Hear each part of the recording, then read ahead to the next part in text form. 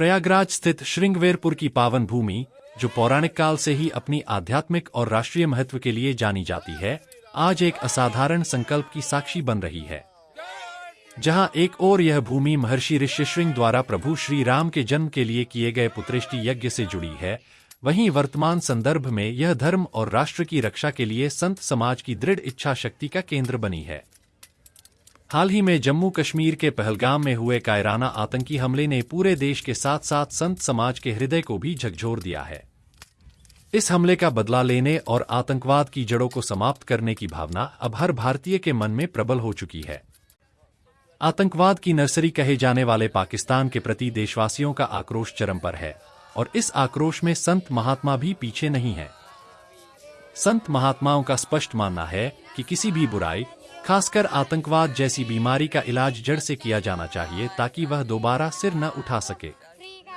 वे पाकिस्तान को एक नासूर की तरह देखते हैं जो क्षेत्र की शांति और भारत की सुरक्षा के लिए खतरा बना हुआ है। सैंडल जी महाराज जैसे संतों का कहना है कि जब तक पाकिस्तान मौजूद रहेगा, यह समस्या बनी रहेगी, इसलिए इसका जड़ से इलाज अत्यंत आवश्यक है। इसी भावना और संकल्प के साथ जगतगुरु के सानिध्य में श्रृंगवेरपुर के पावन धरती पर आज शनिवार को एक विशेष आयोजन किया गया। धाम से जुड़े सभी प्रमुख साधु संत, महात्मा, बटुक महाराज और शिष्यगण एकजुट हुए। उन्होंने सनातन परंपरा के उन प्राचीन अस्त्र शस्त्रों को बाहर निकाला जो आश्रमों में गौरवशाली इतिहास की धरोहर के रूप में सहेज कर रखे गए थे। परंपरा के अनुसार युद्ध या अभ्यास से पहले शस्त्रों को पवित्र किया जाता है।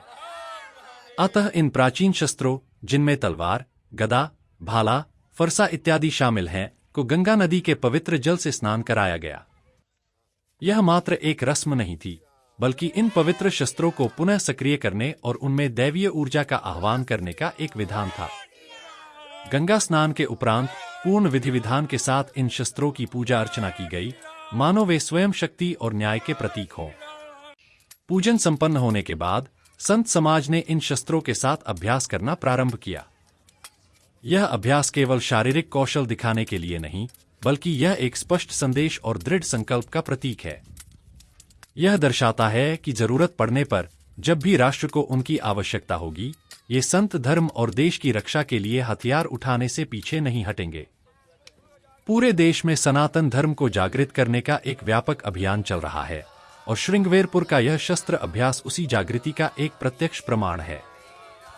सनातन धर्म में शक्ति और शस्त्र का महत्व सदैव से रहा है। भले ही बदलते समय में आधुनिक गोली बंदूकें आ गई हों, लेकिन हमारे प्राचीन शस्त्रों का अपना एक विशेष स्थान है। इतिहास गवाह है कि मुगलों जैसे आक्रांताओं से युद्ध में नागा सन्यासियों ने अपनी वीरता का प्रदर्शन करते हुए इन्हीं तलवार, गदा, भाला, फरसा इत्यादि शस्त्रों का प्रयोग कर धर्म और संस्कृति की रक्षा की थी। आज उसी परंपरा का पालन करते हुए आश्रम के सभी लोग एक योद्धा की भांति अभ्यास और तैयारी कर रहे हैं। यह तैयारी केवल आत्मरक्षा के लिए नहीं, बल्कि आक्रामक रूप से किसी भी चुनौती का सामना करने के लिए है। उन्होंने यह स्पष्ट कर दिया है कि उनका लक्ष्य शैतान पाकिस्तान को जड़ से समाप्त करना है, जो आतंकवाद का मूल स्रोत है। संत समाज ने यह उद्घोष किया है कि वे किसी आदेश का इंतजार कर रहे हैं। जब भी देश के प्रधानमंत्री नरेंद्र मोदी राष्ट्र की रक्षा के लिए आदेश करेंगे, पूरा संत समाज अपने इन प्राचीन और पूजित शस्त्रों के साथ देश की सेनाओं के साथ कंधे से कंधा मिलाकर लड़ाई लड़ने को तैयार रहेगा। इस तरह प्रयागराज की यह पावन भूमि आज केवल आध्यात्म का केंद्र नहीं, बल्कि धर्म और राष्ट्र की रक्षा के लिए संत समाज की अदम्य इच्छाशक्ति, सैन्य तैयारी और आतंकवाद के समूल नाश के संकल्प का भी प्रतीक बन गई है। यह दिखाता है कि जब बात राष्ट्र की सुरक्षा और धर्म की रक्षा की आती है, तो भारत का संत समाज भी शांत नहीं बैठता, बल्कि आवश्यकता पड़ने पर शस्त्र उठाने से भी पीछे नहीं हटता।